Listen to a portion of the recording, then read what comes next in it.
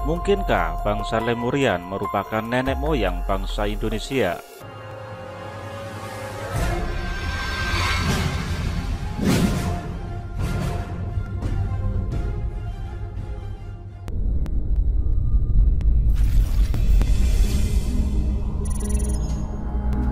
Dulu, ketika masih di bangku sekolah, kita sering diajarkan dalam pelajaran sejarah bahwa nenek moyang bangsa Indonesia berasal dari Yunan, Asia Selatan. Namun, saat ini semakin bermunculan teori-teori baru mengenai nenek moyang bangsa Indonesia. Hal yang fenomenal adalah teori Indonesia sebagai pusat kebudayaan dunia mulai banyak dibahas di beberapa komunitas peneliti, baik peneliti lokal maupun internasional.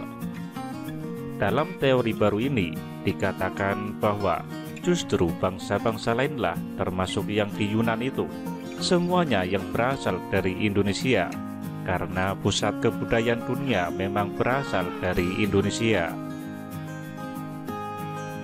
Salah satu bukti baru yang memperkuat teori ini adalah Gedung Padang atau yang dikenal dengan Gunung Padang dan Gunung Sadahurip yang saat ini masih diperdebatkan oleh sejarawan lokal kita.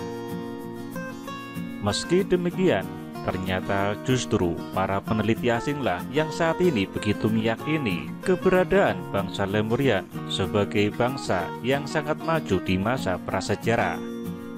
Saat di negara kita banyak orang berkata nyinyir soal bangsa Lemurian. Situs-situs asing semakin gencar membahas eksistensi bangsa Lemurian. Lihat saja pembicaraan-pembicaraan mereka tentang Lemurian. Silakan saksikan juga tayangan-tayangan berkualitas di History Channel, Discovery Channel, dan juga National Geography yang semakin banyak mengupas masalah ini.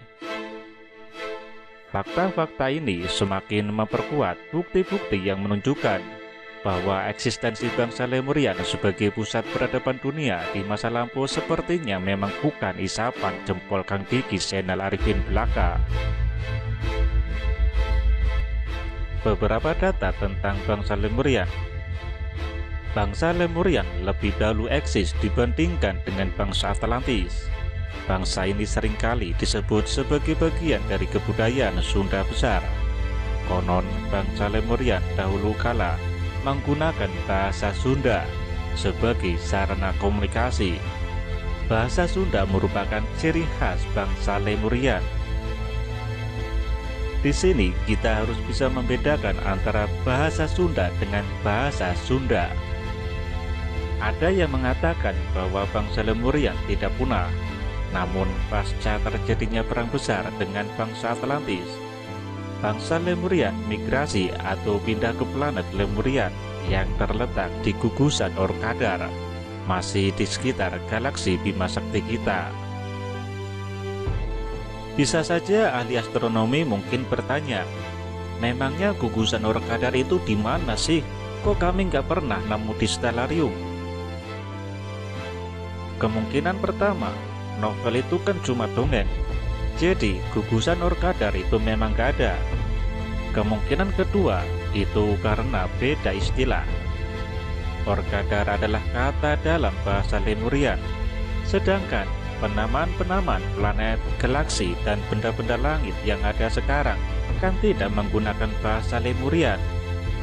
Misal, orang Lemurian menyebutkan kata galaksi Bima Sakti dengan nama Lakraven. Lagi pula, jika kita berpijak pada landasan teori yang mengatakan bahwa peradaban di muka bumi dimulai dari primitif yang makin kesini makin maju, pindahnya nenek moyang bangsa kita ke planet lain tentu akan terasa absurd. Bukankah bangsa yang saat ini dianggap paling maju sedunia? Tapi nyatanya sekarang saja baru berhasil mendaratkan manusia ke bulan. Zaman dahulu kala, benua Lemuria luas sekali. Saya jadi ingat pelajaran geografi SMP dan SMA yang mengatakan kepulauan Sunda besar itu, The Great Sundaland, untuk menyebutkan istilah wilayah Nusantara saat zaman es dahulu. yang belum terpecah-pecah menjadi ribuan pulau seperti sekarang. Wilayahnya tentu saja merupakan daratan sangat luas. Wilayah benua Lemurian yang tertinggal sekarang ini, salah satunya adalah Indonesia. Dulunya merupakan dataran tinggi benua Lemurian. Bahkan benua Australia itu sendiri merupakan pecahan dari benua Lemuria ini. Dalam kisah Arkitirema, bangsa Lemurian adalah bangsa yang mempunyai penguasaan energi sebesar 40%. Sedangkan kita yang hidup di masa kini mempunyai penguasaan energi sebesar 1,5 sampai 2,5% saja. Jadi tidak heran jika bangsa Lemurian dikisahkan mempunyai kemampuan dan teknologi yang lebih canggih dari kehidupan kita sekarang. Dengan kemampuan 40%, bangsa Lemurian bisa menahan usianya agar selalu awet muda. Punya kekuatan fisik yang jauh lebih dahsyat dari kita semua.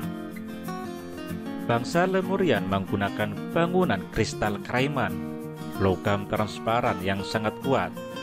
Logam ini dibuat oleh bangsa Krairon yang merupakan keturunan bangsa Tarak. Kraiman bisa berubah-ubah tergantung mau dibuat apa. Logam Kraiman, piramida, murta prabena, semuanya itu dibuat karena teknologi zaman dahulu sangat maju. Namun distigmakan bahwa teknologi zaman dahulu sangat terbelakang. Padahal bukti-bukti yang ditemukan saat ini menunjukkan sebaliknya. Sebagai contoh, tahun 1972 ditemukan reaktor nuklir pada zaman prasejarah di Gabon yang sampai saat ini masih berjalan dan digarap oleh kelompok-kelompok tertentu yang membutuhkan uranium. Bangsa Lemurian juga mempunyai huruf sendiri yang disebut huruf Lemurian. Dikisahkan pula bahwa aksara Lemurian merupakan akar dari semua huruf, namun kemudian sengaja dimusnahkan. Huruf Lemurian ini terefleksi di setiap bahasa di seluruh dunia dan mengalami perkembangan seiring berjalannya waktu, sehingga berubah-ubah dan diadaptasi sesuai tempatnya. Tujuan huruf ini dimusnahkan adalah agar otak manusia tidak berkembang dengan baik dan benar, sehingga mudah dikuasai dan mudah dijadikan pesuruh atau budak. Kalau saja manusia membaca dari kanan ke kiri dan otak manusia berkembang dengan baik, maka manusia akan berpikir dengan maksimal sesuai kemampuan otak yang sesungguhnya dan tidak dapat dikuasai. Mengapa dampaknya bisa sebesar itu? Pergerakan dari kanan ke kiri ini adalah pergerakan yang alamiah, yaitu mengikuti sistem semesta. Molekular alam semesta bergerak dari kanan ke kiri, anti-clockwise, atau perlainan arah jarum jam. Kalau dari kiri ke kanan, maka akan terjebak dalam pola pendidikan yang pada akhirnya cuma bertujuan untuk menghasilkan pegawai atau guru. Bangsa Lemurian sebagai nenek moyang bangsa Indonesia sekarang adalah bangsa yang sangat produktif. Mereka selalu berbuat untuk kepentingan umat. Di bangsa mereka, persoalan sudah beres, namun di luar mereka masih banyak pekerjaan rumah yang perlu dikerjakan. Oleh karena itu, menurut ajaran dan kepercayaan yang mereka anut, hidup adalah soal memaksimalkan waktu. Buat mereka, hidup adalah hari ini dan detik ini. Sementara zaman sekarang, seringkali rencana kita dibuat kejauhan, padahal belum tentu kita masih akan hidup pada esok hari. Cara hidup dan falsafah hidup bangsa Lemurian zaman dahulu kala amat sangat sesuai dengan prinsip-prinsip Islam yang diajarkan oleh Rasulullah. Manusia punya berbagai macam nama untuk Tuhan. Umat Islam menyebutnya Allah. Bangsa Lemurian dahulu kala menyebutnya dengan Sang Pencipta. Bangsa Lemurian adalah bangsa yang luar biasa, dengan budaya yang luar biasa pula. Prinsip mereka ada dalam ajaran Wisnu. Wisnu adalah singkatan dari 6 kunci dasar filosofi budaya bangsa Lemurian. Keenam hal tersebut adalah Waskita, Irada, Satya, Hambala, Narita, dan Umadita. Ajaran Wisnu memiliki peran yang vital dalam kehidupan bangsa Lemurian. Ia lebih dari sekedar simbol dan ritual. Yang cukup mengejutkan saya sebagai pembaca novel ini, implementasinya dari Wisnu ini kok mirip sekali ya dengan ajaran sholat. Jika memang Arkitirema dan Lemurian adalah kisah nyata, mungkinkah gerakan sholat yang dilakukan umat Islam sekarang adalah penyempurnaan total dari ajaran Wisnu ini? Kesan yang saya tangkap, penulis buku ini sepertinya menyampaikan pesan agar kehidupan umat manusia sekarang amat sangat damai sejahtera, seperti halnya orang-orang Lemurian. Prinsip bangsa Lemurian seperti air mengalir. Air bisa masuk ke gelas dan membentuk seperti gelas. Bila wadahnya botol, maka ia pun menjadi seperti botol. Ketika air disumbat, maka ia akan mencari jalan. Ketika panas, air akan menguap. Sebagian besar diri kita adalah air, sehingga kenapa kita tidak belajar dari air? Air tidak pernah hilang, cuma berubah bentuk. Itulah air. Dia tidak protes dikenai kotoran, tapi memisahkan kotoran itu dan menjadi uap. Bela diri mereka pun mengikuti sifat air, tidak pernah membentur, tapi memanfaatkan tenaganya dengan baik. Filosofi bangsa Lemurian yang terangkum dalam ajaran Wisnu juga soal membetulkan diri sendiri terlebih dahulu. Diri kita dulu yang dibetulkan sebelum membetulkan orang lain. Juga soal pasrah dan menghormati segala keputusan Sang Pencipta. Kalau segala sesuatunya dikembalikan ke Sang Pencipta, maka tidak ada lagi kekhawatiran dan sedih hati.